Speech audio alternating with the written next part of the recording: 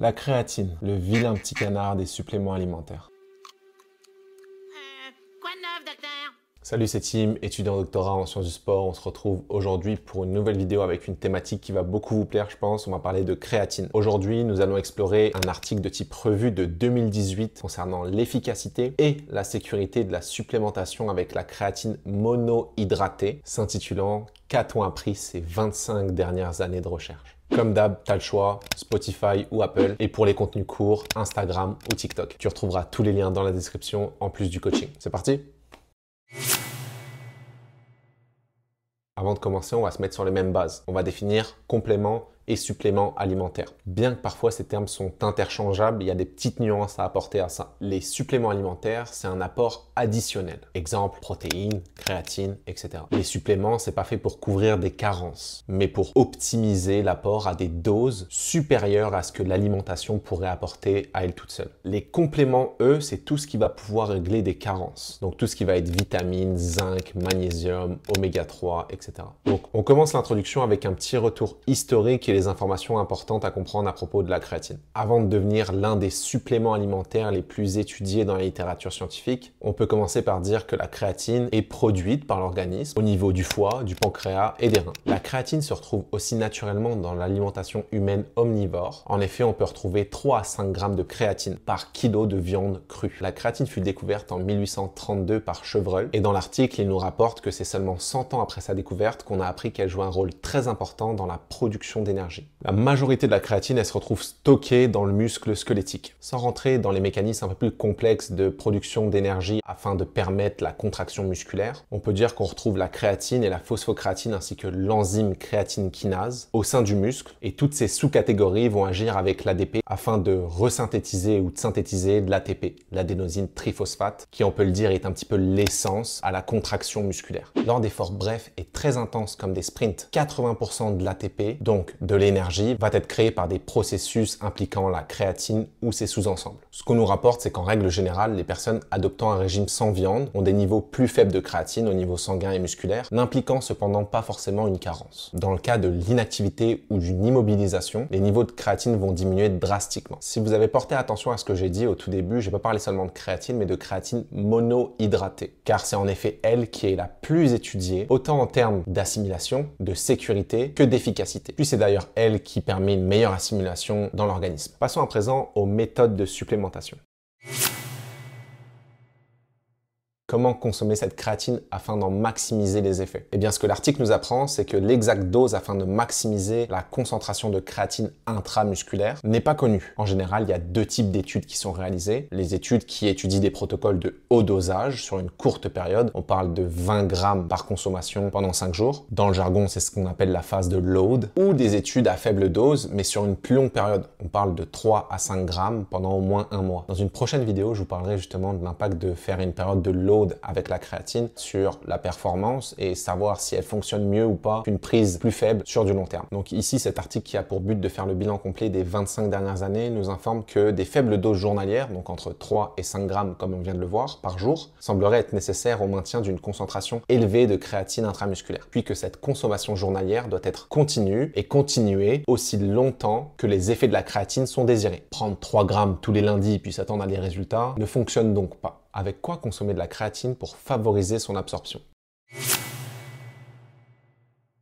Eh bien, ce qu'on nous rapporte, c'est que l'absorption de la créatine par le muscle est directement reliée au processus avec l'insuline. Alors, afin de favoriser l'assimilation, il est conseillé de consommer de la créatine avec des glucides ou avec un mélange glucides-protéines ou juste après l'exercice, qui lui va directement influencer les niveaux d'insuline et donc favoriser son absorption. Que ce soit avec la créatine ou les protéines, tous les suppléments ou compléments alimentaires que tu n'absorbes pas, tu vas les uriner. D'où l'importance de ne pas être dans la surdose, car qui dit surdose ne dit pas plus d'assimilation, mais bien plus de rejet dans les urines et donc plus de gaspillage. Alors, ça ne te rend ni plus fort, ni plus en santé, ni plus massif, mais juste plus pauvre.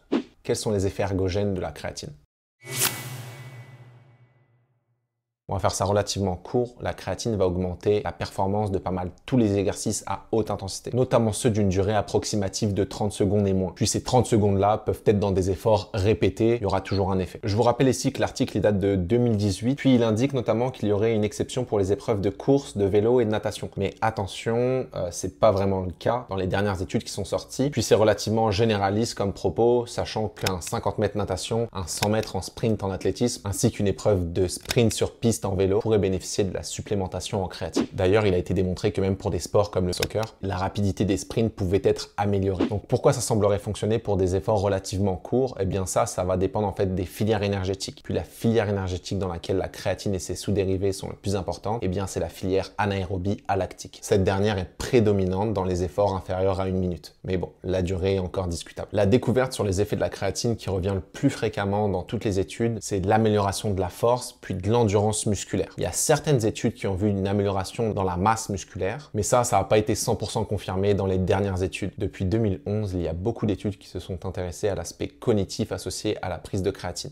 Certaines études ont même montré que la créatine pourrait être un pansement aigu à la suite d'une privation de sommeil et a permis notamment de maintenir la performance des habiletés techniques de passe au rugby. Toujours au niveau du cerveau, certaines études sur la créatine monohydratée ont démontré des résultats prometteurs qui pourraient permettre la réduction de la sévérité ou améliorer la récupération à la suite d'un léger traumatisme crânien, donc d'une commotion cérébrale. En effet, à la suite d'un léger traumatisme crânien, il est rapporté une diminution des concentrations de créatine dans le cerveau. D'ailleurs, des études plus récentes que celles d'aujourd'hui ont démontré des effets très intéressants sur l'amélioration de la cognition chez des patients atteints d'Alzheimer. Concernant la sécurité de la supplémentation maintenant.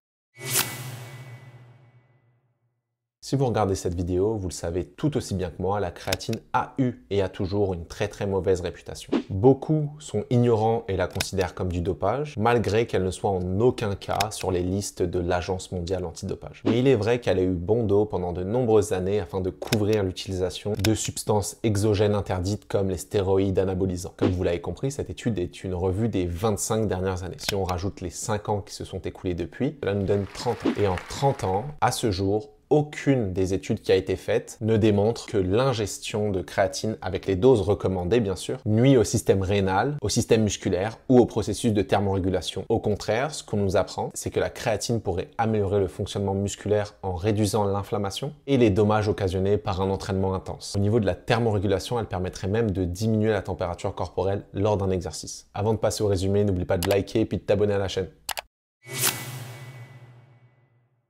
Je peux partager cette vidéo à tous ceux qui comprennent encore toujours rien aux compléments alimentaires et qui pensent que la créatine c'est du dopage et que ça te permettra d'avoir 3 plates au bench press en 2 semaines. La créatine c'est sécuritaire, oui, si tu bouffes pas le pot dans la soirée. Comme on l'a vu, en plus d'avoir des effets bénéfiques sur ta performance, cette dernière pourrait avoir des effets bénéfiques sur la cognition, donc sur le cerveau. Petit bémol.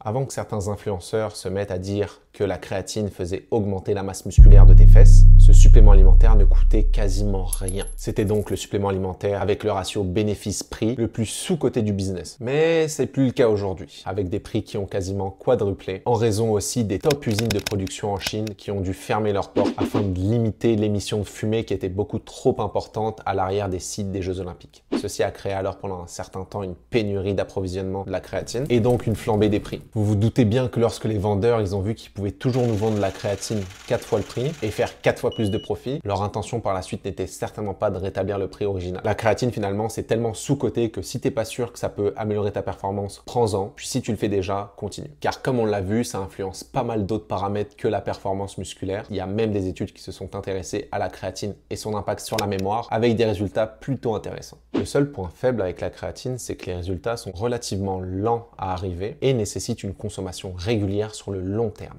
Ce genre d'article que je vous ai présenté aujourd'hui, c'est super intéressant, puis c'est relativement simple, même si tu comprends rien à la science. En revanche, étant donné que c'est une revue, ils n'ont pas forcément le temps de pousser vraiment en profondeur sur certains aspects. Et il y a certains points que j'ai pas abordés aujourd'hui, notamment la rétention d'eau, et donc la prise de poids, étant donné qu'il y a beaucoup d'études qui sont sorties après 2018 qui en parlent. Et je voulais surtout pas donner d'informations obsolètes, sachant qu'il y a des études plus récentes qui en ont parlé en détail. L'article ici nous a aidé à comprendre combien, pourquoi, comment, mais sachez que je vous referai une vidéo sur la créatine car il existe tellement de versants à aller explorer. On pourrait parler des effets sur la cognition, sur la masse musculaire, sur la force, sur les femmes enceintes même ou sur la mémoire. Dites-le moi dans les commentaires ce que vous préférez, puis je vous ferai une vidéo là-dessus. Un point qui reste encore très mystérieux pour moi est pourquoi la posologie de la créatine se fait en grammes. Tous les autres suppléments sont en grammes par kilo de poids de corps. Cependant, pour la créatine, c'est 3 à 5 grammes, que tu fasses 50 kg ou 120 kg. Et ça te permettrait d'obtenir les mêmes résultats. Donc, si vous avez des pistes pour répondre à cette question, n'hésitez pas aussi à le mettre dans les commentaires, je serais ravi de vous lire. Merci d'avoir suivi cet épisode et on se retrouve très vite pour parler de sciences du sport, car la science évolue vite, te laisse pas dépasser.